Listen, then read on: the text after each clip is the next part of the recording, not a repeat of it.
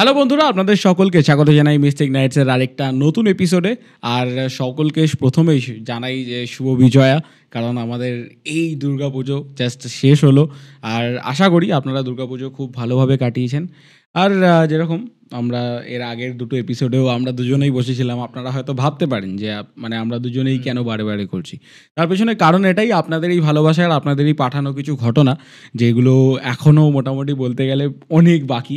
তার মধ্যে আমরা সবেমাত্র দুখানা লঞ্চ করেছি, আর যেটা আপনারা প্রচণ্ড বেশি ভালোবাসা দিয়েছেন, তার জন্য ধন্যবাদ। এইরকমভাবেই ভালোবাসা দিতে থাকবেন, আর লাইক করে দেবেন এই পডকাস্টটিকে শুরুতেই, আর তার সাথে হাইপের বাটনটিতেও কিন্তু ক্লিক করতে ভুলবেন না, কারণ আপনাদের ওই হাইপ বাটনে ক্লিক করাটা আমাদের ভিডিওটাকে কিন্তু অনেক বেশি সাপোর্ট করে। তো আজকের ঘটনাটা কার তাহলে? আজকের ঘটনাটা পাঠিয়েছেন সমরেশ দাশগুপ্ত। উনি গড়িয়ার বাসিন্দা। গল্পটা আমি পুরোটা অবভিয়াসলি পড়িনি। আমার প্রচণ্ড ইন্টারেস্টিং লাগছিল প্রথমের দিকে। আমি তো তোকে তারপর পাঠিয়ে দিই যে এটাই হবে আমাদের নেক্সট এপিসোড। তো শুরু করে দে। একদম। তো সবার প্রথমেই আমি জানাতে চাই আপনাদেরকে স্পেসিফিক্যালি যে আপনারা যে ঘটনা পাঠাচ্ছেন, তো আপনাদের ঘটনাটাতে আসছি, বাট তার আগে আপনারা যে ঘটনাটা পাঠাচ্ছেন সেটা চেষ্টা করুন যাতে আপনারা ভয়েস মেসেজে ওটাকে পুরোপুরি পাঠানোর। সে আপনার বাড়িতে ব্যাকগ্রাউন্ড নয়েজ আসতেই পারে, সেটা নিয়ে আমাদের কোনো অসুবিধা নেই, কারণ আমরা ওইটাকেই তুলে ডাইরেক্ট আমরা আপলোড করব না। কিন্তু আপনারা যদি লিখে পাঠান সেটার মধ্যে কিন্তু অনেক কিছু ভুলও থাকে, আবার অনেক সময় বোঝাও যায় না, যে আর টাইপিং মিস্টেকও হয় কাইন্ড অফ। ফিলিংসগুলো এক্স্যাক্ট আমরা বুঝতে পারি না। তো আপনারা চেষ্টা করবেন, আমাদের হোয়াটসঅ্যাপ নাম্বার যেটা স্ক্রিনের উপরে আমি আবার দিয়ে দেবো, আমাদের দুজনেরই হোয়াটসঅ্যাপ নাম্বার, যে কোনো একটাতে আপনারা ভয়েস মেসেজ করে আমাদেরকে পাঠাতে পারেন আপনাদের ঘটনা। আর আপনারা যদি আসতে চান ডাইরেক্টলি আমাদের স্টুডিওতে, তাহলে আপনারা এসে কিন্তু ঘটনাটি শেয়ার করতে পারেন। তো আজকের তাহলে ডাইরেক্টলি ঘটনাতে যাই। তো এই যে ঘটনাটা, এটা কিন্তু কলকাতা শহরের, মানে শুরু হয়েছিল এমনভাবে না, সে নিজে কখনো ভাবতেও পারেনি তার সাথে এরকম কিছু হবে। এবার আমি শুরুতেই পুরো ব্যাপারটা বলতে চাই না, কারণ যেইভাবে উনি আমাকে বলেছেন সেইভাবেই আমি শোনাবো আপনাদেরকে।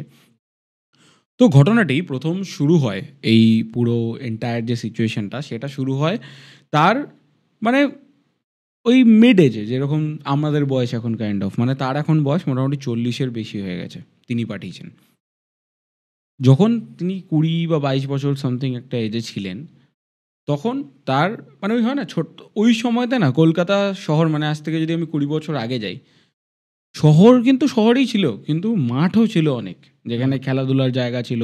এখন যেরকম সব ভরাট করে দেওয়া হয়েছে পুকুর টুকুর, যাই হোক সেরকম ছিল না। তো তখন খেলাধুলার মাঠ টাট ছিল। তো সে কলকাতার একটু আউটস্কার্টসে, মানে আমি তোকে ব্যাপারটা বলতে পারি যে হাওড়া আর কলকাতার মানে একদম জয়েন্ট এরিয়াতে, যেখানে বলতে পারিস গঙ্গার পাশেই জায়গাটা আর কি, যেখানে উনি থাকতেন। তো সেখানে মাঠে খেলতে গেছিলেন একদিন, যেরকম প্রত্যেক দিন যেতেন, কোনো আলাদা চেঞ্জ কিছু ছিল না।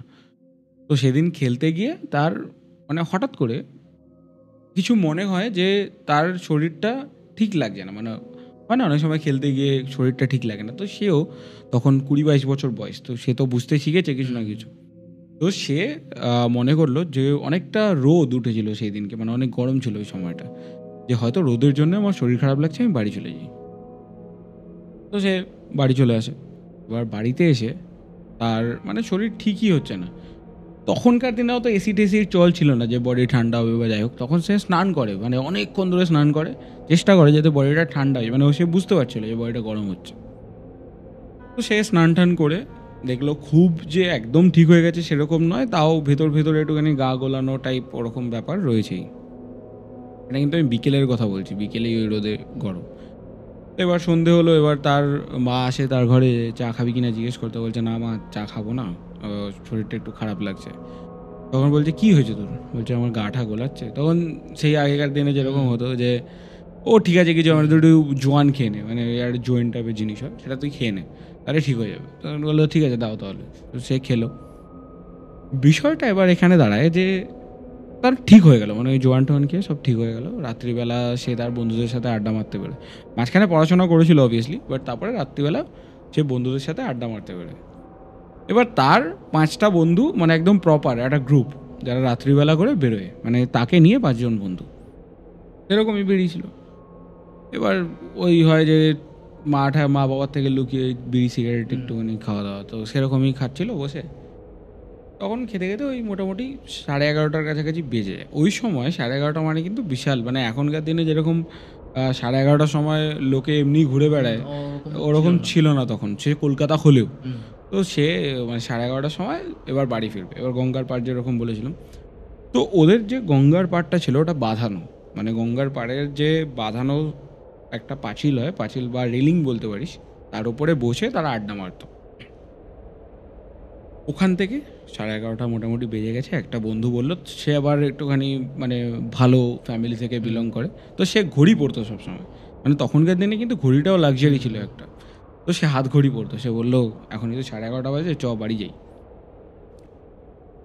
সবাই নামলো, মানে যেরকম নর্মালি রেলিং থেকে নামলো। তাকে তার যেন কেমন একটা মনে হচ্ছিলো যে রেলিংয়ে কেউ একটা তাকে ধরে রেখেছে।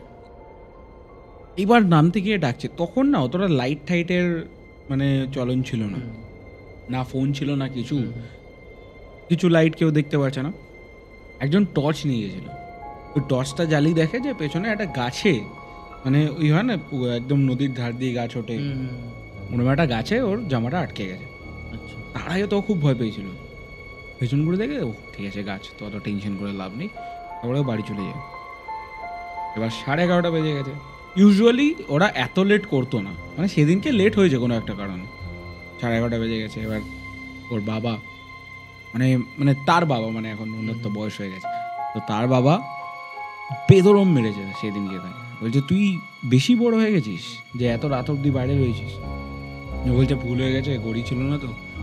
বলছে ঘড়ি ছিল না ঠিক আছে, আর তোর গা থেকে গন্ধ পাওয়াই যাচ্ছে যে তুই কী করে এসছিস, সেই নিয়ে আমি তোর সাথে কথা বলতে চাই না, কিন্তু সময় জ্ঞানটা তো রাখবি, এভাবে বলেছে। তো সে তখন আর কি বলবে, মানে কিছু বলেনি, সে গিয়ে খেতে বসেছে, যে মা খেতে দাও। এবার যেরকম বাঙালি পরিবারে হয় আর কি, মানে মাছ টাছ, কেমন জানি তার যখন মানে খাবারটা এনেছে, মাছ রয়েছে পাশে, মানে আলু পোস্ত মোস্ট প্রবাবলি আমাদেরকে লেখা ছিল, মানে একটা নিরামিষ তরকারি। সে মাছটা তো খেয়ে নিল খুব তাড়াতাড়ি, মানে মাছ দিয়ে কোনো অসুবিধা নেই। নিরামিষ তরকারিটা যখনই সে খেতে যাচ্ছিল, ওটা থেকে আষ্টে গন্ধ হচ্ছে। মাছ থেকে কোনো আষ্টে গন্ধ হয়নি। ইউজুয়ালি কী হয়, মাছ থেকে আষ্টে গন্ধ হওয়ার চান্সটাই রয়েছে, তাও ভালো করে রান্না করলে আসে না, কিন্তু ওই নিরামিষ তরকারি থেকে আষ্টে গন্ধ আসছে। তো সে হয়তো ভেবেছে ওই দুপুরবেলা শরীরটা খারাপ হয়েছিল একটুখানি, তো ওই জন্যই হয়তো মানে অন্যরকম লাগছে, ওই জন্য খাবে না। ঠিক আছে, কোনো ব্যাপার না। তার মাও বুঝলো যে না, ওর তো শরীরটা খারাপই ছিল, থাক। সেদিন রাত্রিবেলা সে শুতে যায়। তখন মোটামুটি ওই খেয়ে ঠেয়ে শুতে শুতে ওই 12:30টার দিক বেজে গেছে, কারণ তার বাড়ি যেরকম একদম পাশেই ছিল, তো খুব একটা বেশি সময় লাগেনি যেতে। তো 12টার মতো হয়ে গেছিলো। এবার সে শোয়ে, ঘুম তার আসছে না। ঘুম আসছে না কেন, কারণ তার শরীরটা একটুখানি খারাপ তখনও লাগছে, আবার সেই যেরকম বিকেলবেলা লাগছিল, শরীরটা খারাপ লাগছে। এবার সে ভাবছে যে কন্টিনিউ এরকম শরীর খারাপ লাগছে, আমি তো সেরকম হেভি কিছু খাইও নি, তারপরেও কেন এরকম হচ্ছে। তো সে ভাবে যে না, আজকে যেন তেরমভাবে যাক, কালকে একবার সকালবেলা গিয়ে ওই ডাক্তারের কাছে দেখিয়ে আসবো। কিন্তু সকাল হওয়ার আগে মানে তার কেন জানি না মনে হচ্ছিলো টাইমই কাটছে না। এটা অনেক সময় হয় শরীর খারাপ হলে, যে আমরা বসেই থাকি, যে টাইমই কাটছে না, তার ঘুমও আসছে না, কারণ শরীরে অস্বস্তি হচ্ছে। তো সে ভাবলো একটু জল খেয়ে আসি। তো তখনকার দিনে ওই মানে এখনও যদিও অনেকে কলসির মধ্যে জল রাখে, তো তখনও কলসির মধ্যে ঠান্ডা যাতে জল থাকে ওই জন্য রাখতো।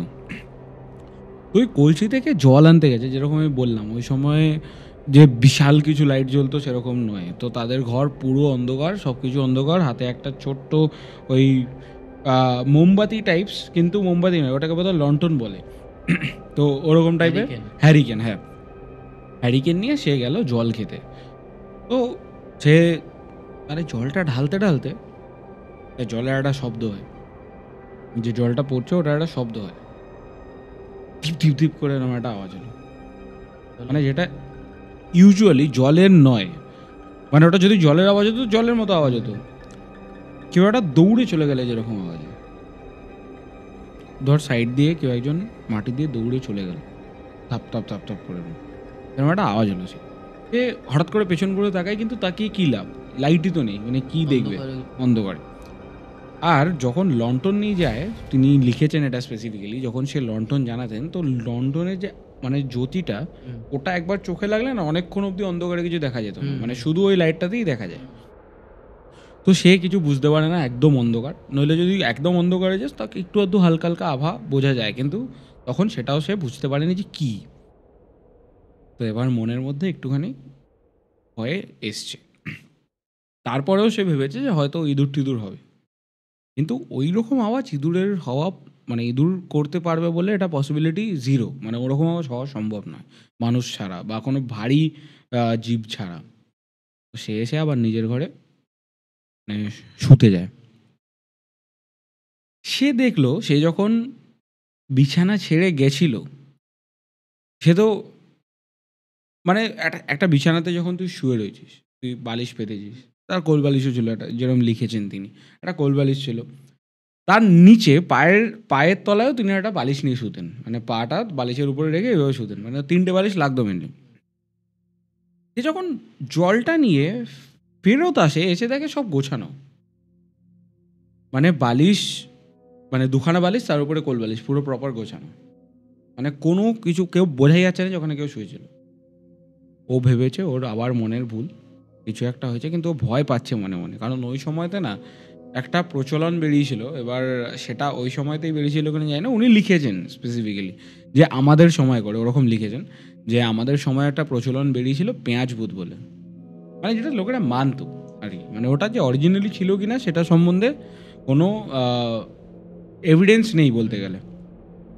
তো ওই সময়তে একটা রোটে ছিল যে পেঁয়াজ ভূত ঘুরে বেড়াচ্ছে, তো সে ভয়তে ওটাই ভেবেছে যে হয়তো সেই এসছে। কিন্তু তাদের মানে দরজার বাইরে লেখা থাকতো ওং বলে, মানে ওটা কিছু একটা বোধহয় রিচুয়াল ছিল ওই সময়, যে একদম দরজার বাইরে ওং লিখে দিলে আর পেঁয়াজ ভূত আসে না, এরকম কোনো একটা ব্যাপার, যে পেঁয়াজ চাইতে।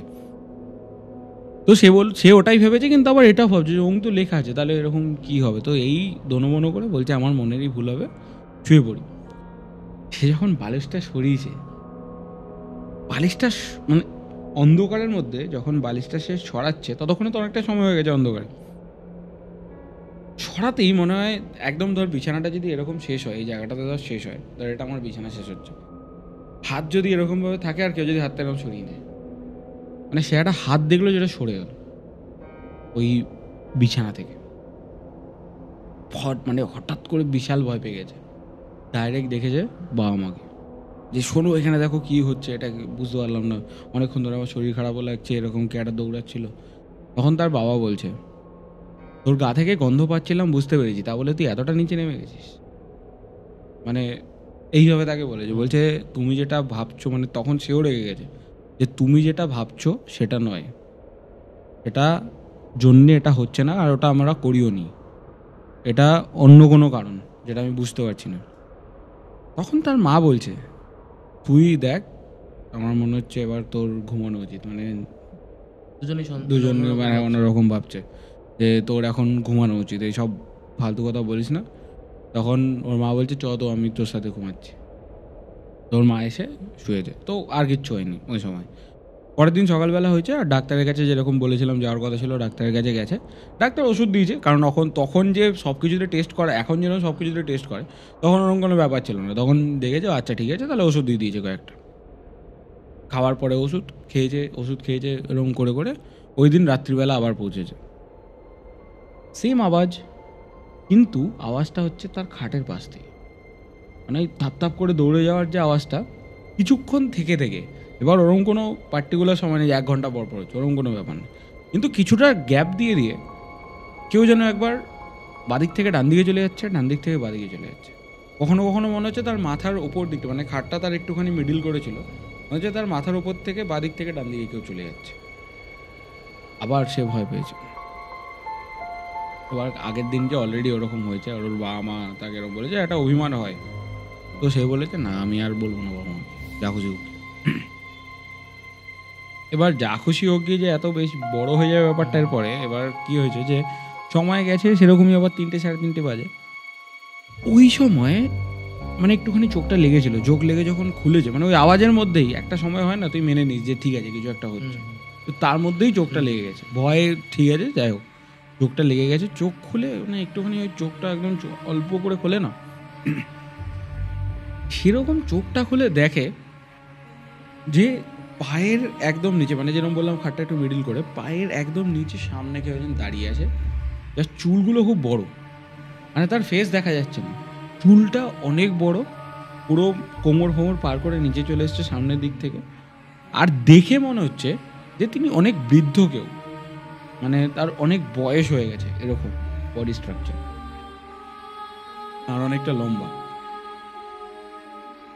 এবার চোখটাকে আরেকবার রোগড়ে এইভাবে চোখ খুলেছে, দেখছে কিছু নেই।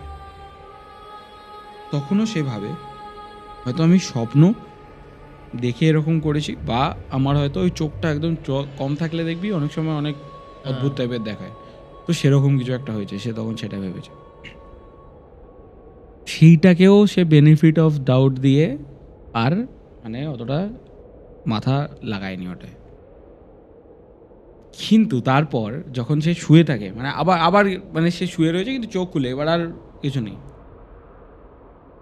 আমার এখন গায়ে কাটা দিচ্ছে ব্যাপারটা। সে শুয়ে রয়েছে, তার মনে হচ্ছে ডান হাতটা কেমন সরে যাচ্ছে বাইরে, মানে তার ডান হাতটা খাট থেকে এরকম বেরিয়ে টানছে এরকম। টানছে ঠিক বলা যায় না, মানে একটা হয় টানলে তো এই সাইড দিয়ে ধরে এরকম টানবে উপর দিক ধরে, নিচ দিয়ে যদি কেউ এরকম ধরে এরকম সরিয়ে দেয় না, মানে নিচ থেকে কেউ একজন ঠেলে এরকম তুলে এরকম সরিয়ে দিচ্ছে, নিচ থেকে ঠেলে খাটের দিক থেকে। খাটের তলা দিকে। এবার ওদের চৌকি ছিল, চৌকি কিন্তু পুরোপুরি পাতা থাকে না, মাঝখানে মাঝখানে গ্যাপ থাকে, তার উপরে মানে গদি পাতা থাকে। ও দেখছে যে মানে তখন ও দেখতে পাচ্ছে এটা, যে এরকম তাকিয়ে যে গদির তলা থেকে গদিটা এরকম উপর দিকে উঁচু হয়েছে, গদিটার সাথে ওর হাতটা এরকম বাইরের দিকে, ও মানে ও দেখছে কিন্তু তাও হাতটাকে কন্ট্রোল করতে পারছে না, মানে প্যারালাইসিস হয়ে যাওয়ার মতো, হাতটা বাইরে দিকে চলে যাচ্ছে। বিশাল জোরে চিৎকার করেছে, পা মাগো করে, কেউ আসছেই না, চেল্লাচ্ছে, মানে বিশাল চেল্লাচ্ছে, মানে সে শুনতে পাচ্ছে বিশাল চেল্লাচ্ছে, বাড়িতে কেউ আসছেই না তাকে মানে দেখতে বা কিছু একটা করতে। এই করে তারপরে মানে এরকম পুরো অদ্ভুত জিনিস চলতে থাকলো, একবার হাত সরে যাচ্ছে, আবার পা ধরে টান, মানে অদ্ভুত একটা সিচুয়েশন। সে আর পারছে না, কিন্তু সে চিল্লে যাচ্ছে, কিন্তু কেউ শব্দ সারা কিচ্ছু দিচ্ছে না, আর সেও আবার অন্য কারোর কোনো আওয়াজ পাচ্ছে না। 4:30 সকাল বেজে গেছে, একটা বাস গাড়ি আশপাশ দিয়ে, কারণ একদম তাদের, এবার বাড়িটার সম্বন্ধে আমি একটু বলি, একদিকে গঙ্গা, তার পাশে তাদের বাড়ি, তার একদম পাশেই হচ্ছে একটা মেন রোড। আশা করি এটাতে প্রচণ্ড আইডিয়া লেগে যাবে আইডিয়া হয়ে যাবে যে কোন জায়গাটা। যাই হোক, তো সেখানে মেন রোডটা, 4:30 সময় বাস চলে, কোনো আওয়াজ নেই, একদম মানে কি একটা পাখির পর্যন্ত আওয়াজ নেই, কিচ্ছু শুনতে পাচ্ছে না সে, আর তার সে চিল্লাচ্ছে শুধু সেটাই শুনতে পাচ্ছে। এবার তখন 4:30 দিকে গিয়ে বন্ধ হয়ে গেল ব্যাপারটা। এবার মানে ওই আওয়াজের ব্যাপারটা তখনও সে শুনতে পায়নি, কিন্তু তার কিছুক্ষণ বাদেই তার মা উঠেছে, তখন বোধহয় 5টা বাজে, 5টা 5:10, উঠে এসে বলছে, কিরে আজকে এত সকালবেলা জেগে গেছিস? বলছে আমি তোমাদেরকে কখন থেকে ডাকছি, তোমরা শুনতে পাচ্ছ না? মানে একদম ভয়তে পুরো চোখ ফোক ঢুকে গেছে ভেতর থেকে। বলছে তোর কি হয়েছে, মানে কখন ডাকলি, আমরা তো শুনতেই পাইনি কিছু। তখন ও আরও ভয় পেয়েছে। এবার ওর মা বুঝতে পেরেছে, কারণ ওর যখন চোখ ফোক ভেতর থেকে ঢুকে গেছে, ওর মা বুঝতে পেরেছে যে না, এতটা লাইটলি জিনিসটা নিলে হবে না। বলছে ঠিক আছে তুই কি বলছিস বল, তাহলে শুনি বসে। ওই সময় সকালবেলায় বলছে দেখো আমার সাথে এরকম এরকম হয়েছে, চোখের তলা থেকে মনে হচ্ছিল কেউ একজন হাত টেনে নিয়ে যাচ্ছে, তারপরে কখনো পায়ের মধ্যে, সব বলেছে। সব পুরোটা ঘটনাটা বলেছে। তার মা বলছে যে আমি এত বছর ধরে এই বাড়িতে আছি, আমার সাথে তো কোনোদিনও এই ঘরে এরকম হয়নি, তোর সাথেই কেন হচ্ছে, মানে তোর কি মনে হয় যে তোর সাথে কেন হচ্ছে, এরকমই জিজ্ঞেস করেছে ডাইরেক্ট। বলছে মা আমি তো জানি না আমার সাথে কেন হচ্ছে বা কী হচ্ছে, আমি তো সেটাই বুঝতে পারছি না, কিন্তু আমি একজনকে দেখেছিলাম চোখ পিট, মানে যখন চোখ খুলছিলাম তখন, যে একজন বৃদ্ধ, সে একদম দাঁড়িয়ে আমার সামনে, একদম উপরে উঁচু হয়ে দাঁড়িয়ে, মানে তার অনেক কোমর অবধি চুল। তখন তার মা বলে দেখ আমার মনে হয় তুই ভূতের টুতের গল্প টল্প শুনে এসছিস কারোর থেকে, সেই নিয়ে ভয় লাগছে। মা বলছে না মা আমি বলছি ওরকম কিছু হয়নি। বিশ্বাস করেনি তার মা। এটা ঠিক আছে আর কী করবে। আর তার মাঝখানে কিন্তু 2 দিন তার বন্ধুদের সাথে আর কথা হয়নি। এইবার তার পরের দিনকে শরীর টরীর ঠিক হয়ে যায়, এবার বলছে যাই এবার একটু আরেকবার আড্ডা মেরে আসি আর কি। কারণ ও তো জানে না যে কী খেয়ে কী হয়েছে, যাই হোক আড্ডা মারতে গেছে সে। তার বন্ধুরা বলছে যে তোকে আমি কালকে রাত্রিবেলা এতবার ডাকলাম আমাদের সাথে আড্ডা মারার জন্য, এলি না কেন? তো আমাদেরকে দেখে ইগনোর করে চলে গেলি। তখন ও বলছে আমি তো বাড়ি থেকেই বেরোইনি, মানে কীভাবে আসবো, আমি তো বাড়ি থেকেই বেরোইনি। বলছে তুই কি সকালবেলায় কিছু খেটে এসছিস নাকি? তখন মানে সময়টা মোটামুটি বলতে পারিস 1:30 থেকে 2 সামথিং অ্যারাউন্ড ওরকম। তখন বন্ধুদের সাথে বেরিয়েছিল। আমি বলছে সকালবেলা কি কিছু খেটে এসছিস নাকি, তোর মাথা ব্যথা খারাপ হয়ে গেছে? আমি বলছি না তো। তখন পাশ থেকে একটা বন্ধু বলছে আরে ভাই ও মনে হচ্ছে কিছু একটা খেয়েছে, ওর চোখগুলো দেখ না, মানে যখন ওর চোখটা ভেতর দিকে চোখগুলো দেখ না, কিছু একটা হয়েছে ওর। তখন ও বলছে আরে ভাই আমি সত্যি বলছি আমি বেরোইনি, যে আমি বেরোলে তো তাহলে আমি কেন আসবো না, তোর সাথে আমি কেন ইগনোর করবো? তারপরে আরেকজন বলছে তুই তো আমার বাড়ির সামনে থেকেও গেলি, তোকে আমি ডাকলাম এতবার, তুই আমাকেও ইগনোর করলি, তোর অ্যাটিটিউড বেড়ে গেছে বেশি। আমি বলছে না রে আমি বলছি এরকম হয়েছে। তারপরে পুরো ঘটনাটা ওর বন্ধুদের সাথে শেয়ার করেছে, দেখ এরকম ব্যাপার আমার সাথে এই হচ্ছে, তো কী করা যায় তুই বল। দুটো বন্ধু একদম হেসে মানে ইয়ার্কি মেরে পুরো, মানে যত রকমের ইয়ার্কি মারা যায় ওকে নিয়ে সব মেরে দিয়েছে। একটা বন্ধু ছিল যার হাতে ওই ঘড়ি ছিল, আমি বলছি একটুখানি ভালো লেভেলের বাড়ির থেকে বিলং করে। সে বলছে দেখ তোরা ভাই হাসিস না, এগুলো অনেক কিছু কিন্তু হয় এরকম, আমি শুনেছি, আর আমি ইংলিশ বই পড়ি, মানে ইংলিশ বইতেও কিন্তু এরকম আমি অনেকগুলো বই পড়েছি যেটাতে এরকম জিনিসপত্র কিন্তু হয়। তখন বলছে এই যে শুরু হয়ে গেল নিজের মানে ওই ফ্লেক্স করারই, মানে ওই আর কি, যেহেতু ইংলিশ বই পড়ি সেটা আমাদের শোনাচ্ছিস, ওই আর কি ভাবলাম যেরকম বন্ধুরা মারে। তারপর ওই সেম জায়গাটাতে মানে কথাটা আরেকটুখানি ডেপতে যায়। ডেপতে এই জন্যে যায় কারণ আমি বলেছিলাম ওদের সবাই মিলে 5 জন, 2 জন ইয়ার্কি মারছিল, একজন বলেছিল এরকম কিন্তু হয়, আর আরেকজন সে কোনো কথা বলছিল না তখন অবধি, কেউ কিন্তু সেটা মানে অতটা নোটিস করেনি, যে সে কোনো কথা বলছে না, সে এখন চুপচাপ বসে আছে ওই জায়গাটাতে। তো ওই যে কেউ কিন্তু অতটা মানে ফোকাস করেনি যে ও কথা বলছে না।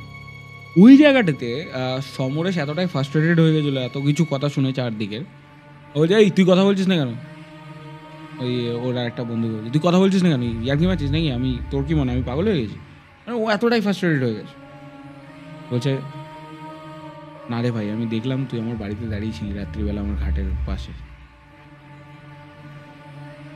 ওইটা শুনে পুরো যে বন্ধুদের গ্রুপটা মানে মানে হঠাৎ করে চমকে ওঠে, সবাই চমকে ওঠে। ওই ছেলেটা কিন্তু সব থেকে বেশি নাম্বার পেতো ওদের মধ্যে, আর মোটামুটি স্কুলে টপ করার মতো একটা স্টুডেন্ট, যে এইসব সম্বন্ধে বিশ্বাস করবে তো মানে দূর দূরের কথা।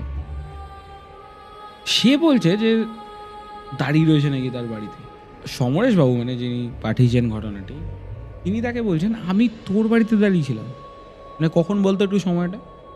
বলছে এই তো 3টে 3:30-র দিকে আমার ঘুমটা ভাঙলো, আমি দেখলাম তুই আমার খাটের পাশে দাঁড়িয়েছিস হঠাৎ করে, আমি খুব ভয় পেয়ে গেছিলাম, আমি অনেক চেল্লালাম, আমার বাবা মাও এলো না, তুইও গেলি না, মানে ও দাঁড়িয়েই ছিল কনস্ট্যান্ট, মানে তুইও দাঁড়িয়ে রইলি 4:30 পর্যন্ত ওরকম। আর আমি বুঝতে পারছি না যে আমি পাগল হয়ে গেছি বোধহয়। এবার সে অনেকটা বেশি লজিক্যাল, সে জানে, মানে ওই হয় না যারা একটু বেশি পড়াশোনায় ভালো তারা বোঝে যে মানে আমি কি, বা আমার সাথে সেলফ ওরিয়েন্টেড একটু ব্যাপার থাকে তাদের মধ্যে। তো বলছে আমার মনে হচ্ছে আমি পাগল হয়ে গেছি, তা আমি আর তোদের সাথে আর মিশতে আসবো না।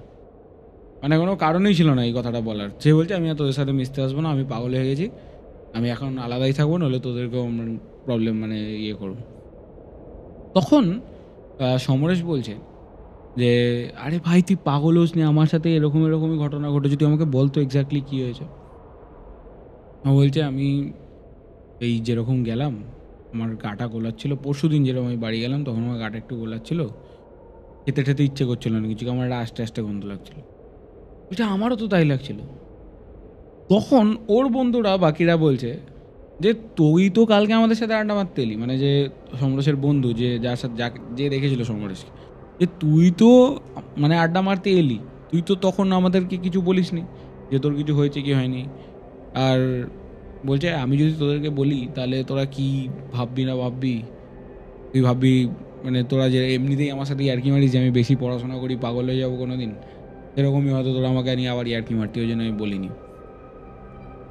তখন এবার কথা হলো এটা, যার একটুখানি ফ্যামিলি স্ট্যাটাস ভালো, সে বললো যে না, কিছু একটা সলিউশন তো বার করতে হবে। আর সে সবার মধ্যে বড়ও ছিল 1 বছরের। বলছে ঠিক আছে, আমি আমার বাড়িতে গিয়ে আমি একটু কথা বলে তারপরে জানাচ্ছি। তো সে বাড়িতে যায়। এবার সে এই যে বাড়িতে গিয়ে কী কথা বলে সেটা পরে সে সমরেশকে জানিয়েছিল, বাট আমি এইখানেই জানিয়ে দিচ্ছি যাতে ঘটনাটা শুনতে ভালো লাগে লোকের। তো সে বাড়িতে যায়, আর বাড়িতে গিয়ে তার বাবা মায়ের সাথে ডিসকাস করে, দেখো আমার বন্ধু আছে, খুব ভালো বন্ধু, ওর সাথে এরকম একটা অসুবিধা হচ্ছে, মানে মানে এই বন্ধুটা অন্য বন্ধুকে দেখতে পাচ্ছে, আবার আর সমরেশ যে বন্ধু সে আবার অন্য একজনকে দেখতে পাচ্ছে যাকে কেউ চেনেই না, বয়স্ক একজনকে, ও চেনেই না তাকে।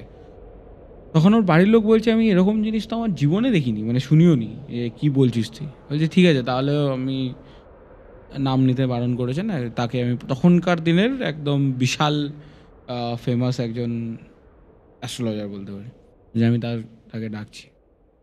যে ঠিক আছে, এবার তার ফিজ অ্যাফোর্ড করার মতো মানে ক্যাপেবিলিটিস ছিল না, তো তার বন্ধুটাই হেল্প করে যে ঠিক আছে আমি দিয়ে দেবো, কোনো অসুবিধা নেই। তো অ্যাস্ট্রোলজারকে নিয়ে আসে। এবার অ্যাস্ট্রোলজার তার থেকে তার ডেট অফ বার্থ, সময় টময় সব নিয়ে ওই দুজন বন্ধুকে একসাথে ডাকে, সময় টময় নিয়ে সে বলে তোমাদের এখন চার্ট অনুযায়ী তো এরকম কিছু হওয়ার কথা নয়, তোমরা যা যা বলছো, কারণ এখন তোমাদের কেতুর ইনফ্লুয়েন্সও অতটা নেই, বা মানে এখানে সেই রাহু মঙ্গল যোগটাও সেরকম নেই। তো আমার তো মনে হয় না যে তোমাদের কোনো হাওয়া টাওয়া লেগেছে বা কোনো ভূত থুত ওরকম কোনো ব্যাপার আছে। বাট হ্যাঁ, তোমাদের এখন সময়টা একটু খারাপ চলছে, চেষ্টা করবে যে বেশি তেলাক্ত খাবার অ্যাভয়েড করা, মানে যেরকম আর কি বলে যে পেটের প্রবলেম হতে পারে, তার জন্য হয়তো এরকম তোমরা ভুলভাল দেখছো আর কি। তখন সেরকম কোনো মনে মানে একটা হয় না যে আমি কি দেখলাম ওটার সাথে পেটের কী সম্পর্ক, একটা মানুষ তো ভাবেই যে আমার পেটের জন্য আমি একটা ভুলভাল একজনকে দেখছি দাঁড়িয়ে রয়েছে আমার সামনে, আবার আমার হাত চলে যাচ্ছে, আবার আমার আওয়াজও কেউ শুনতে পাচ্ছেন, এটা তো হতে পারে না। বলছি ঠিক আছে, মানে অবভিয়াসলি ওখানে তার ডিসরেসপেক্ট করবে না যে না আপনি ভুল বলছেন। বলছে আচ্ছা ঠিক আছে, আমরা তাহলে এটা মেনেই চলবো। কিন্তু তারপরে আবার সেই বন্ধুরা মিলে একসাথে হয়, আর একসাথে হয়ে নিজেদের মধ্যে কথোপকথন চলে যে দেখ, মানে যে সমরেশ সে তার বন্ধুকে বলে যে একটুখানি, মানে যে ডেকেছিল আর কি অ্যাস্ট্রোলজারটা, যে দেখ আমি কথা বললাম, তোর কি মনে হয় এটা লজিক্যালি ঠিক হতে পারে? তখন ও বলছে দেখ আমাদের পুরো ফ্যামিলির যত ডিসিশন নেওয়া হয় বা যা প্ল্যানিং করা হয় এনাকে দিয়েই করানো হয়, ইনি এখন অবধি প্রত্যেকবার যা প্রেডিকশনস করেছেন সব কিছু ঠিক বেরিয়েছে, তো আমি তো বিশ্বাস করি। কিন্তু তখনও তার মনেও একটা কোথাও না কোথাও ওই একটা বলে না ডাউট থেকেই গেছিলো যে এটা কি সত্যি, মানে পেটের জন্য এরকম দেখছে, তারপর দুজনেরই পেট একসাথে খারাপ হলো, এবার দুজনেই ইলিউশন দেখছে যে ওর বাড়িতে দাঁড়িয়ে আছে। তারপরে বললো ঠিক আছে দেখ না আর কয়েকদিন থাক, কিন্তু ওই উপদ্রব শেষ হয়নি। উপদ্রব এই জন্যেই কারণ সেই সেম জিনিস তাদের সাথে বারংবার ঘটতে থাকে, যেখানে সমরেশ কিন্তু ওই একটাই ক্যারেক্টারকে দেখতে পাচ্ছিল, যে একজন বড় চুলালা ওই মানে বৃদ্ধ। কিন্তু আমি মানে তার যে বন্ধু, সমরেশের যে বন্ধু, ও কিন্তু প্রত্যেকবার একটা করে আলাদা আলাদা বন্ধুকে দেখছিল, মানে ওদের গ্রুপের মধ্যে। আচ্ছা, একবার সে সমরেশকে দেখে, একবার সে ওই যার পয়সাওয়ালা আছে তাকে দেখে, যেই দুটো বন্ধুই আর কি মারছিল তাদেরকে দেখে একবার একবার করে, মানে ইভেন সেই দিনকে গিয়ে তার সহ্যের ভাত ভেঙে যায় যেদিনকে সবাইকে সে দেখে একসাথে, মানে তার বাড়িতে বসে, মানে সে ঘুমাচ্ছে, বাকি চারজন একসাথে তাস খেলছে তার পাশে বসে, যেখানে সমরেশও রয়েছে ইনক্লুডিং, তার বাড়িতে বসে তাস খেলছে। আর সেই দিনকেই সমরেশের বাড়িতে যে বৃদ্ধর কথা বলেছিলাম বাড়ির সামনে দাঁড়িয়ে থাকতো, সে মাথার সামনে দাঁড়িয়ে এরকমভাবে তার দিকে তাকিয়ে রয়েছে, চোখ খুলে দেখে যে এরকমভাবে মাথার সামনে দাঁড়িয়ে এরকমভাবে তাকিয়ে আছে বুঝতে পেরেছে, কিন্তু ওখানে কিন্তু মুখ দেখা যায়নি, শুধু চুল দেখা যাচ্ছিলো, কিন্তু বোঝা যাচ্ছিলো যে এরকমভাবে তাকিয়ে রয়েছে। সেই দিনকেও কেউ কোনো আওয়াজ পায়নি, বহুত চিল্লেছে ওরা, কোনো আওয়াজ কেউ পায়নি। তারপরে তারা আবার সবাই মিলে একসাথে ঠিক করে না এবার এনাফ, মানে প্রচুর হয়ে গেছে, এবার আমরা যাব কালীঘাট। মানে তারা কালীঘাটে গিয়ে পুজো দেওয়ার বা ওখানের যে পূজারীরা তাদের সাথে কথা বলে। একটা সময় না এই বিষয়ে আমি বলবো না, মানে তিনি যেটা বলেছেন আর কি আমি সেটাই বলতে চাই। তো প্রথমে আমি জানাবো যে আপনাদের বিশ্বাসের উপরে আমি কোনো রকম কিছু বলতে চাই না, বা আপনারা যেটা বিশ্বাস করেন সেটাই ঠিক। কিন্তু আমাদেরকে সমরেশ লিখেছেন যে ওই সময় মানে কালীঘাটের যে পাওয়ারটা ছিল সেটা হয়তো এখন নেই। ওই জন্য যারা কালীঘাটের আশেপাশে থাকেন বা কালীঘাটে যান তারা হয়তো বুঝতে পারবেন না যে আমরা কেন কালীঘাটে গেছিলাম। তো এইভাবে উনি লিখেছেন আর কি। আজ থেকে 20 বছর আগে কালীঘাটটা একটা এমন জায়গা ছিল যেখানে গেলে যে কোনো ধরনের প্রবলেমের সলিউশন ওখান থেকে বেরোতে পারতো। তো তার জন্য তারা কালীঘাটে যান। আর তাদের যে পূজারি, মানে একজন দেখবি যে তুই অনেক দিন ধরে যখন কোনো জায়গায় পুজো দিতে যাস, একজন পূজারি কিন্তু তোর মোটামুটি চেনা হয়ে যায়, যে তার থেকেই তুই পুজো করাবি আর কি। বাঁধাধরা মানে ওখানে তো সব ওরকম থাকে, পুজো অনেকগুলো পূজারি। তো আবারও কিন্তু এখানে সেই যে বড় লোক তারই কিন্তু কানেকশানস আবার। তো সেই পূজারির সাথে কথা বলেন যে আমাদের সাথে এরকম হচ্ছে। তখন সেই পূজারি মানে একটা বিস্ময়বোধক একটা হাসি দিয়ে তাদেরকে বলেন, আমি তো ভেবেছিলাম আরও কয়েকদিন আগে আসবে তোমরা। এটা শুনে যে মানে নিয়ে গেছিল তাদেরকে, যেই বন্ধুটা, সে বলছে, কেন বাবা আপনি এরকম কী জন্য বলছেন? কারণ ওর যে অসুবিধাগুলো সেগুলো তো এই কয়েকদিন ধরেই হচ্ছে। বলছে, ও তাই নাকি? তার আগেও হচ্ছিল, ওরা হয়তো নজর দেয়নি। বলছে যাই হোক, অত কথা বলে লাভ নেই, তোমরা এসো, ভিতরে এসো। ভিতরে মানে যেতে পারলো 3 জন, ওই 2 জন কিন্তু ভেতরে যেতে পারলো না। এবার পারলো না কিভাবে? যখন তারা ঢুকছিল ভিতরে, একটা চৌখাট পার করে মানে মন্দিরের ভেতরে তোকে যেতে হয়। আনফর্চুনেটলি বা ফর্চুনেটলি যাই হোক, চৌখাট পার করে 3 জন ঢুকলো। ওপরে যে মায়ের খাড়া লাগানো থাকে, সেই খাড়াটা ঠাপ করে নিচে পড়ে যায় তাদের সামনে। ওটা থেকে পূজারি বলে, তোমরা এসো না ভেতরে, তোমরা বাইরেই থাকো, আমার মনে হচ্ছে কিছু একটা তোমাকে আটকাচ্ছে ভেতরে আসার জন্য। তো আমি এখনই চাই না না বুঝে কোনো জিনিস বেশি কিছু করতে। কিন্তু তখন যে মানে নিয়ে গেছিলো তাদেরকে, বলছেন আপনি না বুঝে, আপনি তো আগেই বললেন যে আমাদের তো আরও আগে আসার কথা ছিল, তো না বুঝে মানে আমি ঠিক বুঝলাম না। তখন বলছে যে আমি জানতাম তোমরা আসবে, কিন্তু কারণটা ওটা আমাকেই খুঁজতে হবে। সেই জায়গাটাতে দাঁড়িয়ে সমরেশ পুরো যে তার সাথে কি কি ঘটনা, পুরো পাই টু পাই মানে ফার্স্ট থেকে লাস্ট অবধি যা যা হয়েছে সব কিছু বলে। সে বলার পরে তখন পূজারি তাকে জিজ্ঞেস করে, সমরেশকে জিজ্ঞেস করে যে তুমি এর মধ্যে কখনো কিছু ননভেজ খেয়েছো? বলছে না তো, আমার তো মনে পড়ছে না ঠিক আমি ননভেজ খেয়েছিই খাইনি। আর কিচ্ছু মনে নেই, ও কিন্তু ননভেজই খাচ্ছিলো প্রত্যেকদিন, ভেজেই কিন্তু ওর আষ্টে গন্ধ আসছিলো। যে না আমার তো মনে পড়ছে না ঠিক আমি ননভেজ খেয়েছি কিনা, ও খাইনি মোস্টলি, আমার মনে পড়ছে না যখন। তখন ওই পূজারি বলে, ঠিক আছে যখন তুমি খাওনি আর কি করা যাবে, তো চলো খাই আমরা আজকে ননভেজ সবাই মিলে একসাথে। আর এটা সকলেই জানেন, মানে যারা বাঙালি অডিয়েন্স সকলেই জানেন যে আমরা কিন্তু মা কালীর যে পুজো করি সেখানে আমরা সব রকমই ইউজ করি আর সব রকম যে তথ্য সেগুলো আমরা ইউজ করি। তো সেই জায়গাটাতে তারা মানে যারা পূজারি তারাও সেবন করেন, তো ওই নিয়ে অতটা কিছু বলার দরকার নেই আমার মনে হয়। তো সেই জায়গাটাতে তারা সবাই মিলে একসাথে বললো চলো আমরা তাহলে সবাই মিলে একসাথেই লাঞ্চ করি। সকাল সকাল গেছিলো তারা, দুপুর হয়ে গেছে ততক্ষণে।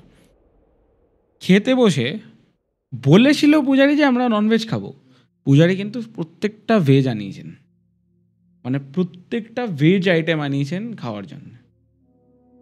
3 জন খেলো, পূজারি খেলো, ওই 2 জন মুখে অবধি তুলতে পারলো না আষ্টে গন্ধের জন্য।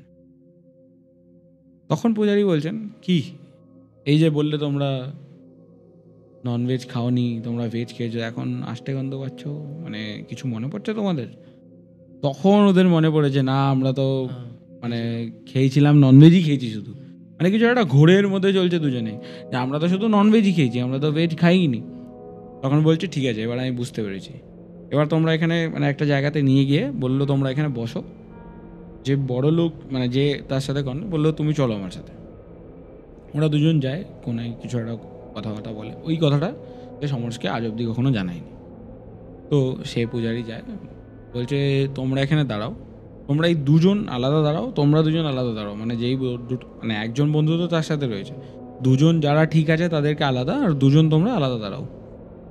সে কোথা থেকে একটা সাদা রঙের চকের পাউডার, মানে চকের পাউডারের মতনই আর কি সাদা, নিয়ে এসে তাদের গায়ে এরকম মানে পুরো ছুঁড়ে দেয় আর কি, পুরোটা যেরকম আমরা হোলি খেলার সময় আবির ছুঁড়ে মারি সেরকম সে ওটা ছুঁড়ে মারে, ওইটাতেই পুরো গায়ে জ্বালা দেওয়া চালু করে সমরেশের আর তার সাথে তার বন্ধুর, মানে দুজনে একসাথে। এইবার বিষয়টা খুব অদ্ভুতভাবে ওখানে টার্ন নিল যে যখন জ্বালা হওয়া শুরু করলো দুজন মিলে একে অপরকে চেপে ধরলো, মানে দুজন একে অপরকে ওই হয় না পুরো জোরে একদম চেপে ধরা, সেরকমই মানে পুরো চেপে ধরলো, মনে হলো যেন দুজনে কবে মানে হারিয়ে গেছিলো দুজন দু জায়গায়, সেই দুজন আবার ফিরে এসছে আর কি। ওরকম পর পর পর মানে 3বার 4বার ওরকম মন্ত্র পড়ে পড়ে ওই চকের মানে যেই ছিল যেই জিনিসটা সেটা ছুঁড়ে ছুঁড়ে দেওয়াতে তারপরে দেখলো তারা দুজন মিলে জুড়ে মানে অজ্ঞান হয়ে গেল। আর পড়লো যখন তাদেরকে আর মানে এমনভাবে তারা ধরেছে যে আলাদা করা যাচ্ছে না, আটকে একদম পুরো আটকে গেছে বললেই চলো। একটা মানুষের বডি ওরমভাবে ইম্পসিবল, যেখানে তোমার জ্ঞানই নেই, যেখানে তুমি ওরমভাবে অত জোর দিয়ে আটকে রেখেছো। বন্ধুরা ওর বন্ধুগুলোও তো ভাই ওই বয়সী, টেনে ছাড়াতে পারছে না কেউ। বলছে আমি বুঝে গেছি এবার কী ঘটনা। তখন বন্ধুরা জিজ্ঞেস করছে কী হয়েছে ওদের, বলছে এটা সময় নয়, এখন আগে কাজটা করতে হবে, নইলে রাখা যাবে না ওদের, এটা সময় নয় এত গল্প করে, তোমাদেরকে আমি কিছু দ্রব্য দিচ্ছি তোমরা নিয়ে এসো। এবার সেই দ্রব্যতে অনেক কিছু এমন ছিল যেগুলো খোলা মার্কেটে বিক্রি হয় না। তো তখন তার বন্ধুরা বলে দেখুন আমাদের এখন যা বয়স, আমরা যদি এগুলো কোথাও খুঁজতেও যাই পুলিশ আমাদেরকে ধরবে, আপনি বলুন যে আমরা কোথায় পেতে পারি এই জিনিসগুলো। আমি বললো ঠিক আছে তোমরা যখন আনতে পারবে না তো আমি এনে দিচ্ছি, আমাকে টাকাগুলো দিয়ে দিও। এবার ওই বড় মানে বন্ধু খুবই ভালো আর কি, তো যে যার কাছে টাকা ছিল সে বলছে ঠিক আছে। এখানে কিন্তু তার বাবা মায়ের কোনো ইনভলভমেন্টই নেই, কারণ ওই দিনই হচ্ছে যা হচ্ছে সব কিছু। সকালবেলা গেছে, দুপুরবেলা খেতে বসে ওরকম হয়েছে, সেই দুপুরবেলাতেই এত কিছু হচ্ছে। বলছে ঠিক আছে আমি আনিয়ে দিচ্ছি। এবার দেখবি পূজারীদের যেহেতু এই কাজগুলো তারা করতেই থাকেন, তো তারা কোথাও না কোথাও একটা স্টক রাখেন করে যে আমাদের লাগতেই পারে এই জিনিসগুলো। তো সে খুব তাড়াতাড়ি মানে 1 ঘন্টার মধ্যে সব কিছু অ্যারেঞ্জ করে ফেলেন। বলছে এইবার ওদেরকে যেই গঙ্গার পাড়ে তোমরা যাও, ওই গঙ্গার পাড়েরই জল, মানে যেই পাড়ে তোমরা বসো গিয়ে রেলিং তো রেলিংয়ের পাশে পাড় রয়েছে, ওখান থেকে জল তুলে এনে ওদের গায়ে একবার ছেটাও। তো তারা যায়, কালীঘাট থেকে অতটা ডিস্টেন্সটা বলা যাবে না, অতটা যায়, গিয়ে তারা ওখান থেকে জল নিয়ে আসে। আস্তে আস্তে মোটামুটি ধর মানে ওই সন্ধে হওয়ার আগের অবস্থা, মানে একদম সূর্য কিন্তু যখন ডুবে যায় তবুও আলো থাকে, ওরকম একটা ব্যাপার। তো ওই টাইম জলটা সেটায়, জলটা ছিটিয়েই দেখে মানে যেই জায়গায় জলটা ছেটাচ্ছে ওই জায়গা থেকে দুজন মানে আলাদা হওয়ার চেষ্টা করছে, যেই জায়গাটাতে জলটা ছেটাচ্ছে। ওই সময়তে সে মানে যে পূজারী সে বলছেন না এবার আমি যেটা ভেবেছিলাম সেটাই, তোমরা পুরো জলটাই ঢেলে দেবে। জলটা ঢেলে দেওয়া তো দুজনে আলাদা হয়ে যায়, সেন্স কিন্তু কারোর আসেনি, দুজনে আলাদা হয়ে যায়। সেইখানটাতে এবার বসে যেই দ্রব্যগুলো দরকার ছিল সেই দ্রব্যগুলো একসাথে একটা পোটলা করে লাল কাপড়ের মধ্যে ওটাকে তিনি জ্বালিয়ে ডাইরেক্ট তাদেরকে ছ্যাঁকা দেন। মানে হাতের মধ্যে জ্বলছে, তার হাতেও কিন্তু হাতে পুড়ছে, তার মধ্যে দুজনকে এরকম ছ্যাঁকা দিচ্ছেন, পুরো দাগ হয়ে যাচ্ছে হাতে জ্বলে যাওয়ার, সেরকম ছ্যাঁকা দিয়েছেন দুজনকে দুটো। আর সেই যে ছ্যাঁকাটা দেওয়াতে দুজন আবার হঠাৎ করে জেগে উঠেছে। কি মানে তাদের তো জ্বালা করছে অত মানে গরমে, মানে সে জ্বালাতে মানে থাকতে পারছে না, বলছে কী করছিস তোরা আমাদের সাথে, এখন এতক্ষণ কী করছিলি, এই সেই অনেক কিছু বলে। তখন পূজারীর হাত কিন্তু অলরেডি জ্বলছে। পূজারী তাদেরকে বলেন তোরা যদি চাস এই নাটকগুলোকে বন্ধ করে এখান থেকে ভালোভাবে চলে যেতে আর তোদের যাতে ক্ষতি না হয়, তাহলে তোরা এখনই বেরিয়ে যা, না হলে কিন্তু আমি তোদের সাথে যা করব তারপরে তোরা কিন্তু আর কোথাও যেতেও পারবি না। ওদের আওয়াজ চেঞ্জ হয়ে গেছিলো তখন দুজনেরই। বলছে তুই কে বে, এরকমভাবে বলছে তুই কে বে আমাদেরকে সরিয়ে দেওয়ার। যে প্রথমে কিন্তু ছিল সমরেশ, ঠিক আছে, মানে সমরেশ হয়েই কথা বলছিল, কিন্তু ইনস্ট্যান্ট ওই কথাটা বলাতে ওরা মনে হলো যে ওটা প্রিটেন্ড করছিল যে ওরা সমরেশ আর তার বন্ধু। সেই জায়গাটাতে দাঁড়িয়ে তার যে যে মেন পূজারী সে বলছেন আর কত নাটক করবি আমার সামনে, বুঝে গেছিস তো তুই কার পাল্লায় পড়েছিস। বলছে আরে তোকে আমি তোর মতো অনেক লোককে দেখেছি এর আগে, আমি মোটামুটি 250-300 বছরে, তোর কি মনে হয় তুই প্রথমবার পূজারি যে আমাকে চেষ্টা করছিস তাড়িয়ে দেওয়ার। তখন তার বন্ধুরা হঠাৎ করে অবাক হয়ে গেছে। হ্যাঁ, যে 250 বছর, মানে এটা কিভাবে পসিবল। তখন পূজারির সাথে তখন ডাইরেক্ট কথোপকথন চলছে, ঠিক আছে। বলছে তুই 250 বছরে যাদের যাদের সামনে এসেছিলিস তারা কি করেছে বা কি না করেছে আমার জানার দরকার নেই। আমি এবার তোদের সাথে যা করব তোরা কি নিতে পারবি? যদি তোরা নিজেদের ভালো চাস তাহলে এখান থেকে ফোট, না হলে কিন্তু তোদের গল্প আমি লিখব এর পরেরটুকু। তখন বলছে মানে সমরেশ, সে বলছে তুই দেখি তুই কি করিস, মানে ডাইরেক্ট চ্যালেঞ্জ করা, দেখি তুই কি করিস, তোর কত দম। ওই জ্বলন্ত যে লাল পোটলাটা ছিল সেটা কিন্তু মানে অদ্ভুতভাবে জ্বলছিল, মানে লাল পোটলাটা কিন্তু লালই রয়েছে, মানে পুড়ে যাওয়ার একটা দাগ হয় কিচ্ছু নেই। লাল পোটলার চারদিকে আগুন জ্বলছে, তারা হাত পুড়ে যাচ্ছে, বোঝা যাচ্ছে যে এরকম জ্বলছে যাচ্ছে হাতটা। ওটাকে খুলেছে সেই হাতের মধ্যে, খুলে ওটার থেকে বের করে 3খানা জিনিস, মানে পিনের মতো, কিন্তু ওটা পিন নয়, ওটা বোধহয় কিছু একটা কাটা ছিল, মানে কোনো পশুর বডি থেকে বার করা কাটা, মানে হাড় বলতে পারিস। সেইগুলো নিয়ে ডাইরেক্টলি এরকম ছুঁড়ে মারেতে, মানে এরকমভাবে বের করে এরকম ছুঁড়ে মারে। সেই ছুঁড়ে মারাতে গিয়ে তাদের বডিতে টাচ করাতে পুরো একটা যদি এফেক্ট হয়, মানে ধর যেরকম ভূতের মুভিতে দেখায় কাইন্ড অফ, যে পুরো আত্মাটা বাড়ি গেলো, আত্মাটা পুরো বাইরে বেরিয়ে গেলো, ওরকম একটা টাইপস। তো ওদের গায়ে গিয়ে ওটা টাচ হয়, পুরো একটা আভার মতো, মানে একদম প্রপার তো দেখা যায়নি, পুরো একটা আভার মতো একটা ছায়া মনে হলো বডির থেকে ধাপ করে বেরিয়ে এলো পেছন দিকে ওটা। আর দুজনের থেকে ওটা বেরিয়ে সেম টাইমে, মানে এগুলো ইম্পসিবল জিনিস ভাবাটা বা বিশ্বাস করাটাও আজকের দিনে দাঁড়িয়ে, যারা আমরা এত সায়েন্স নিয়ে ঘাটাঘাটি করছি, কিন্তু এটা হয়েছিল। আর তার যে দুজন, মানে তার বন্ধু আর সমরেশ, দুজনের বডির থেকে সেরকম বেরোয় একসাথে। এইবার বেরোনোতেই সমরেশ আর তার বন্ধু পড়ে যায় মাটিতে, কিন্তু সেই যে মানে আওয়াজটা কেন যায় না, চারদিক দিয়ে ঘুরে ঘুরে আসছিল। এখানে কিন্তু এই যে পুরো ন্যারেশনটা, সেটা তার মানে সমরেশকে জানায় তার ওই বন্ধুটা, যে মানে এই তান্ত্রিককে নিয়ে আসে। চারদিক থেকে আওয়াজ ওই মানে সমরেশের থেকে চেঞ্জ হয়ে যে আওয়াজটা হয়েছিল, সেই আওয়াজটা চারদিক থেকে আসছে। বেরিয়েছিল তো দুজন থেকে আওয়াজ একটা, আরেকজন কিন্তু কোনো মানে আরেকটা কিন্তু কোনো সাউন্ড আসছে না বা কোনো আওয়াজ হচ্ছে না। সেখানে পূজারি কিন্তু ঠিক বুঝতে পেরেছে যে আরেকজন ওখানে লুকিয়ে বেঁচে বেরিয়ে যাওয়ার চেষ্টা করছে। তখন পূজারি বলছে তুই আমার চারদিকে ঘোর বা যা খুশি কর, চেষ্টা কর, বেরোতে পারবি না, কারণ তুই দেখ ওই গাছের সামনে থেকে আমি একটা লাইন টেনে রেখেছি। সেটা কেউ জানতো না ওদের মধ্যে, মানে একদিকে মানে লাইনটা টানা রয়েছে গাছ থেকে একটা সুতো বাঁধা থাকে, মানে যেরকম আমরা তীরকাঠি দিয়ে পুজো করি সেরকম তীরকাঠি দিয়ে গাছ থেকে একটা সুতো পাঁচিলে, মানে যেটা মন্দিরের পাঁচিল, আবার আরেকটা ওরকমভাবেই করেছে, মানে দুটো গাছের মাঝখানে দাগ কাটা, বলছে তুই চেষ্টা কর, বেরোতে পারবি না।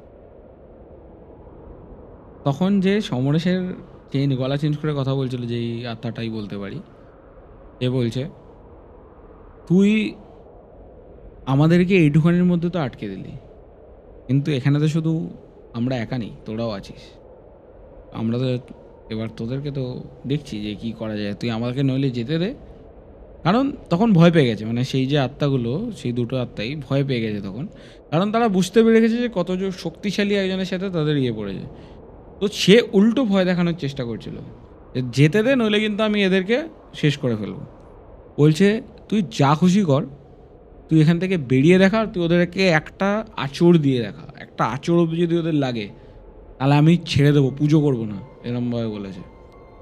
তখন হঠাৎ করে ওদের পুরো কথাবার্তা সব চেঞ্জ হয়ে গেল। বলছে প্লিজ তো বলেনি, মানে দয়া করুন, এরকম মানে একদম হয় না কাকুতে মিনতি করা, বলছে আমরা আর এরকম করবো না কখনো। তখন বলছে মানে পূজারি বলছেন যে তুই আমরা তো বলছি, আরেকজনের আওয়াজ কই, কারণ সেও কিন্তু আমরা বলেছে তারপরে লাস্টে গিয়ে আমরা আর এরকম করবো না। তখন সেই একটা রিগ্রেট ব্যাপার আসে না, যে একজনের আওয়াজ শুনলে রিগ্রেট বোঝা যায়, সেই আত্মাটার যে আওয়াজটা চারদিক দিকে যে ঘুরছিল, সে একদম মানে বোঝা যাচ্ছিলো সামনে থেকে কথা বলছে, আর সেও মনের মধ্যে একটা রিগ্রেট করছে যে সে বলে ফেলেছে আমরা, ওই ব্যাপারটা মানে একটা বোঝায় না যে ও ভুল করে ফেলেছে, সেই আওয়াজে বোঝা যাচ্ছে যে আমরা, হ্যাঁ মানে সে এরকম করছে আর কি।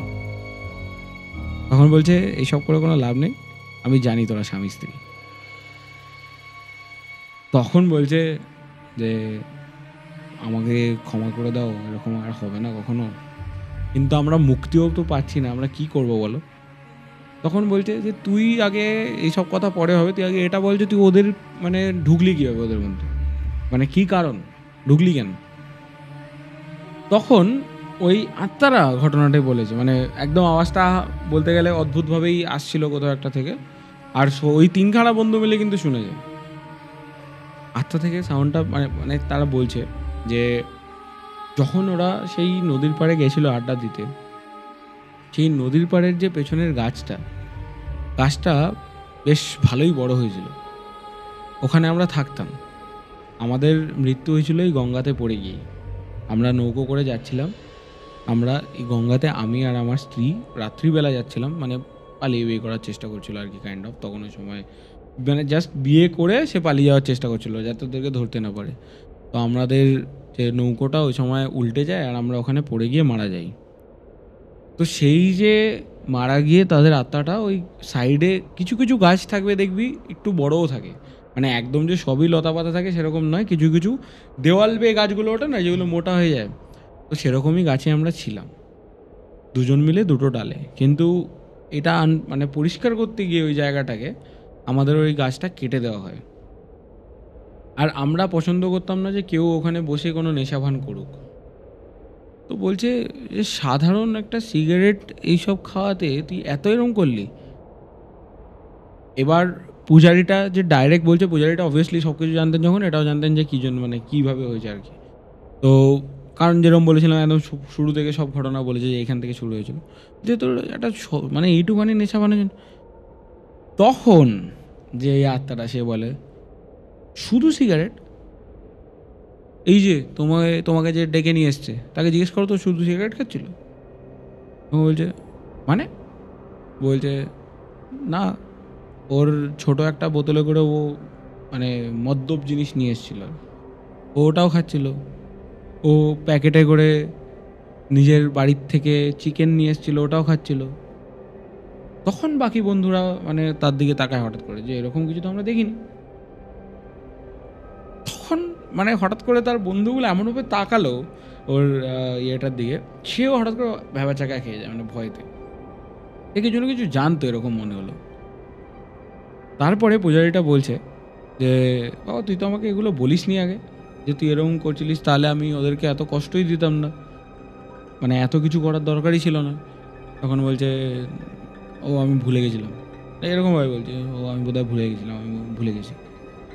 তখন যেই দুজন আত্মা সে বলছেন যে বাবা তুমি ভুলে কিছুই যাওনি, তুমি সে ছিলে যে তোমার ওই মানে চিকেনের যে হাড্ডিগুলো সেগুলো আমাদের গাছের যে কোনাটাতে সেখানে জড়ো করছিলে।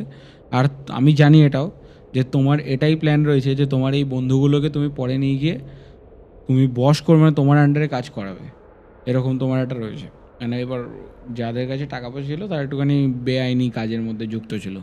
তো সেটা মানে ডাইরেক্ট ভূতগুলো মানে আত্মা দুটি যেটা ছিল তারা বলেই দিয়েছিল যে তুমি এরকম করবে, সেগুলো আমি সব জানি। তুমি মনে মনে ওই সময় ওটাই ভাবছিলে বসে বসে, যে তোমাদের সবাই আড্ডা দিচ্ছে, তুমি মনে মনে ভাবছিলে যে এই তো পেয়েছি মুরগি, এদেরকেই কাজ করাবো, এখানে ঢোকাবো, এরকম ব্যাপার। তো এই সব মিলিয়ে ঘটনাটা ওইখানে গিয়ে দাঁড়ালো যে এবার ঠিক আছে, বললো যে এত কথা বলে লাভ নেই, কারণ যেহেতু এবার পূজারিটাও ওদেরই কানেক্টেড না, পূজারিও তো চাইবে না যে তার নিজের কিছু লস ওখানে হোক। তো বলছে ঠিক আছে এত কথা বাড়িয়ে লাভ নেই, তোরা বল যে তোরা কী চাস, তোদেরকে আমরা মুক্তি দিয়ে দেবো। বলছে হ্যাঁ মুক্তি দিয়ে দাও, কারণ অনেক কষ্টে আমরা রয়েছি এতদিন ধরে।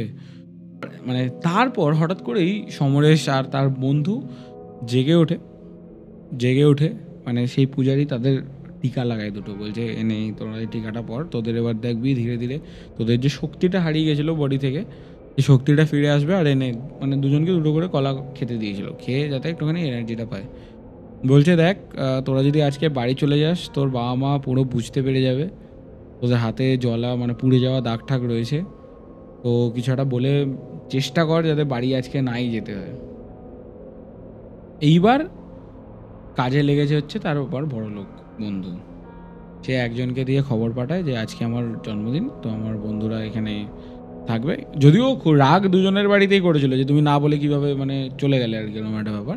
কিন্তু আমাদের বাড়িতে থাকবে আর কি, আর কিছু মানে ওখানে আর কোনো কথাই হয়নি। তো ঝামেলা হবে বাড়িতে কী হবে, এখন তো বলে রাখি ওরকম একটা ব্যাপার যাতে ওরা ঘুমিয়ে পড়ে অ্যাটলিস্ট। তো সেরকমই বলেছি তোমাদেরকে বাড়ি যেতে হবে না। তো সারা রাত ধরে সেখানে মানে শ্রাদ্ধ শান্তির যে কাজ তারা পুরোপুরি করে, আর তারপরে শেষে গিয়ে শ্রাদ্ধ শান্তির যে পিণ্ডদান এটা সমরেশ আর তার বন্ধুই করে, যাদেরকে মেনলি ধরেছিল। তারপরে গিয়ে ওখানে ঘটনাটা শেষ হয়। আর এই যে যতক্ষণ অবধি সমরেশ মানে বলতে গেলে অজ্ঞান ছিলেন, সেই ঘটনাগুলো তার বড়লোক বন্ধুই তাকে জানায়। আর তারপরে তো সে বড়লোক বন্ধুকে বলে যে তুই এরকম ভাবিস যে তুই বেশি আমাদেরকে টাকা পয়সা দিয়ে ইনফ্লুয়েন্স করে তোর ওখানে, দেখ আমরা ওরকম তো লোক নই, আমরা ভেবেছিলাম তুই আমাদের বন্ধু, ওই জন্যে বলছে ঠিক আছে আরেকবার চান্স দে, আর এরকম ভাববো না বা করবো না, করার চেষ্টা করবো না। যাই হোক এখনও তারা বন্ধু, মানে এখনও আমাকে যখন লিখেছে তাদের মধ্যে 4 জন এখন জীবিত। একজন আনফর্চুনেটলি মানে যার মানে ওই সমরেশের তার সাথে যে আরেকজনকে ধরেছিল সে আনফর্চুনেটলি একটা অ্যাক্সিডেন্টে সে মানে মারা যান। যদিও সেটার সাথে এটার কোনো কানেকশান নেই, তিনিই বলেছেন যে অ্যাক্সিডেন্টে মারা যান। এখন 4 জন এখনও সেই কাজের ফাঁকে যখন পসিবল হয় তারা রাত্রিবেলা ওই ঘাটটাতে গিয়েই তারা আড্ডা টাড্ডা দেন। তো এই ঘটনাটা খুবই আনরিয়েলিস্টিক টাইপের আমার প্রথমে লেগেছিল। তারপরে যখন আমি সমরেশকে আরেকবার জিজ্ঞেস করি যে আপনি মানে একটা জিনিস যেটা আপনাদের শুনলে খারাপ লাগবে কিনা আমি জানি না, আমার মনে হয় যে তুইও এটা বিশ্বাস করবি যে অনেকে কিন্তু অনেক রকমের অদ্ভুত অদ্ভুত ঘটনা আমাদেরকে পাঠিয়েছে যেগুলো আমরা পড়েছি। তো সেরকমই তার মধ্যে এটা একটা, যখন আমি তাকে জানাই যে আপনি এত বয়স হয়ে গেছে আপনার, আপনি কি আমাদের সাথে ইয়ার্কি করছেন, মানে আমি এটাই লিখেছিলাম স্পেসিফিক্যালি তাকে যে আপনি কি আমাদের সাথে ইয়ার্কি করছেন, এটা মানে এটা কী যে আমি ঘটনা পাঠাতে বলেছি মানে আপনি কি মানে যা খুশি পাঠাবেন এরকম একটা ব্যাপার। তখন তিনি আমাকে বলেন যে মানে তোমার বিশ্বাস হচ্ছে না? বললাম অবভিয়াসলি না। বলছে ঠিক আছে তাহলে তুমি এই ছবিটা দেখো। আমাকে তার যে হাতের পোড়া যে ওই একটা হয় না যে গোল মতো কিছু একটা দিয়ে স্ট্যাম্প মেরে দিলে যে পড়ে যায়, ওই দাগটা এখনও রয়েছে। সেই ছবিটা পাঠিয়েছে। আমি বললাম এটা হতেই পারে যে মানে অন্য কোনো কারণে হয়েছে, আপনি আমাকে মানে ফালতু কথা বলছেন। উনি বললো তাহলে আমি রাত্রিবেলা আজকে যে আমার বন্ধুদের সাথে যখন দেখা হবে তখন সবাইকে দিয়ে তোমাকে একটা ভয়েস মেসেজ পাঠাবো। বলছি ঠিক আছে তাহলে পাঠাবেন, কারণ দেখ একটা লিমিটেশন অবধি হয়। এবার এত বয়স্ক একজন লোক যার এখন 40-45 বছর বয়স কাইন্ড অফ, সে তো আর এতটা লেভেলে গিয়ে আর কি মারবে না তার বন্ধুরাও আমাদের সাথে। তো তারা ভয়েস মেসেজে বলে হ্যাঁ ও সত্যি কথা বলছে আর আমরাই ছিলাম ওখানে। আর যে বিশাল টাকা পয়সাওয়ালা ছিল তারও আনফর্চুনেটলি তারপরে বিজনেসটা খুবই প্রবলেমে পড়ে যায়। তো এখন মোটামুটি বলতে গেলে সবাই সিমিলার একটা স্ট্যান্ডার্ড অফ লাইফ লিড করে। আর মানে একটা আমার জন্য এটা খুবই অদ্ভুত ছিল ঘটনাটা। মানে আমি যখন পড়ছিলামও কিছু কিছু সময় আমার গায়ে কাটা দিয়েছে, কিছু কিছু সময় আমার হাসিও পেয়েছে ইনফ্যাক্ট। কিন্তু আমার মনে হয় যে অনেক কিছুই বিশ্বাসযোগ্য নয়, কিন্তু যাদের সাথে হয় শুধু তারাই বোঝে। এই ঘটনাটা তার মধ্যে একটা। তো আপনারা বলবেন যে আপনাদের ঘটনাটা কীরকম লাগলো, আর এর সাথে সিমিলার কোনো ঘটনা আপনাদের জানা আছে বা আপনাদের কোনো লোকের সাথে ঘটেছে কিনা। কারণ হতেই পারে এর আগে আমরা অনেক ঘটনা এরকম ভেবেছিলাম, মানে তুই আর আমি যখন আমরা এমনি ডিসকাশন করি অনেক ঘটনা এরকম ভেবেছিলাম যে হয়তো এটা হয়তো হতেই পারে না, কিন্তু তার জাস্ট কিছুদিনের মধ্যেই আমরা আবার সিমিলার টাইপের অন্য একটা ঘটনা পেয়েছি। তারপরে ওই বিষয়টা আমার আবার বিশ্বাস হয়েছে না এটাও পসিবল। তো সেটাই আর কি। যাই হোক তোর কীরকম লাগলো বল ঘটনাটা? তুই তো ওপর থেকে জাস্ট দেখেছিলি। মানে কিছু কিছু মানে এরকম যে জায়গাগুলো ছিল যখন ওই খাটের পাশে দেখছে এবং 4জন বন্ধুকে একসাথে দেখছে, সমরেশবাবুর বন্ধু, মানে ওইগুলো তখন আমার খুব ভয় লেগেছে। ঠিক আছে, তুই যখন বলছিলি তখন আমার মতো গা শিউরে উঠেছে। তবে ওই মন্দিরের ঘটনাটা আমার জানি না আমি কতটা বিশ্বাস করতে পারবো। আমি চাইছি বিশ্বাস করতে, কিন্তু মানে হয় না যে এবার আমি চাই না এরকম আমার সাথে কিছু কখনো হোক, বাট যদি হয়ে থাকে দেন খুবই মানে জটিল বিষয়, এটা নিয়ে আমি কিছু কথা বলতেও চাই না।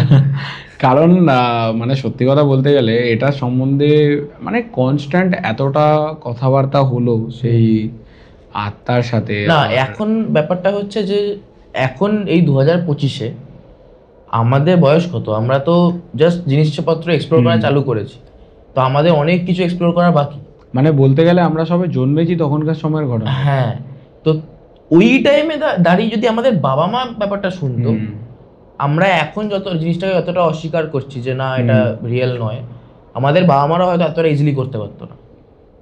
এটাই হচ্ছে ফ্যাক্ট, যে আমাদের কাছে মডার্ন ভূত যেরকম হয় বা আত্মা যেরকম হয়, এটা ওই রকম নয়, কিন্তু ডাজন্ট মিন যে এটা মিথ্যা। হ্যাঁ, আমিও এটাই বলতে চাই, কারণ এখন যেরকম আমরা কিন্তু লাইফ উইদাউট ইন্টারনেট ভাবতেই পারি না। হ্যাঁ, মানে উইদাউট ইন্টারনেট, উইদাউট লাইট। তুই ভাব না, তুই হাতে হ্যারিকেন নিয়ে ওরকম একটা জায়গায় যেখানে আলো নেই, ওরকম তখন নেচারের অনেক রকম সাউন্ড, এখন তো সাউন্ডই নেই কোনো, ওই টাইমে দাঁড়িয়ে যে কোনো কিছু সত্যি হতে পারে। হ্যাঁ, তুই একটা মিথ্যেকে সত্যি দাঁড় করিয়ে দিতে পারবি, ঠিক ভয় পেয়ে বা ভয় পাইয়ে। এখন তো সেটা সম্ভবই না, তাই না? আমি এখন এখান থেকে বাড়ি যাব রেকর্ডিং এর পরে, আমি যতই সাউন্ড পাই না পাই, আমি একটা লজিক দাঁড় করে দিতে পারবো একদম। কারণ সবাই এখন জেগেও থাকে রাতের বেলা, কিছু না কিছু, কোনো হয়তো লোকই আওয়াজ করছে, এরকম একটা ভাবতেই পারি। আমি নিজেকে ডিস্ট্র্যাক্ট করতে পারবো, কিন্তু ওই টাইমে দাঁড়িয়ে তুই ওরকম অ্যাম্বিয়েন্সে তুই সামান্য কিছু হলেও তুই ভয় পেয়ে যাবি। একদম। আর সব থেকে বড় কথা হচ্ছে ওই টাইমে ফোকাসটা কিন্তু আমাদের মতো ছিল না, তখন ফোকাস লোকের অনেক বেশি ছিল, তারা প্রত্যেকটা ছোট ছোট জিনিসের উপরে কিন্তু অনেকটা বেশি নজর দিত। যাই হোক, এটাই ছিল আমাদের আজকের ঘটনা। আমি জানি যে আপনাদের অনেকেই অনেক অদ্ভুত কথা বলবেন কমেন্টে, কারণ এর আগে বলবেন। হ্যাঁ, মানে আগের বার একটা কমেন্টে দেখলাম যে একজন লিখেছেন যে পডকাস্টের ইকুইপমেন্টসের উপরে জিএসটি বাড়িয়ে দেওয়া উচিত। মানে আমার শুনে বেশ ইনসাইটফুল লাগলো, এটা প্রচন্ড হিউমারাস। আমি ওটাই বলতে চাইছি। তো এরকম আপনারা যদি কমেন্ট করতে চান আপনারা করতেই পারেন, আমাদের বেশ ভালো লাগে এরকম টাইপের কমেন্ট। বাট হ্যাঁ, যেটা আমাদেরকে ঘটনা পাঠিয়েছেন, আমি একদমই এই যে আমাদের কথোপকথন, সেটা দিয়ে কিন্তু আমরা একদমই ডিসরেসপেক্ট করছি না সমরেশকে। কারণ আমার মনে হয় যে লজিক যেখানে শেষ হয়ে যায় না, সেখানেই স্পিরিচুয়ালিটি অকাল্ট শুরু হয়। তো আমার মনে হয় এটাও একটা ওরকমই ঘটনা। যাই হোক, আবার আপনাদের সাথে নেক্সট এপিসোডে দেখা হবে। ততক্ষণের জন্য ধন্যবাদ, আর লাইক, শেয়ার অ্যান্ড সাবস্ক্রাইব করতে কিন্তু ভুলবেন না।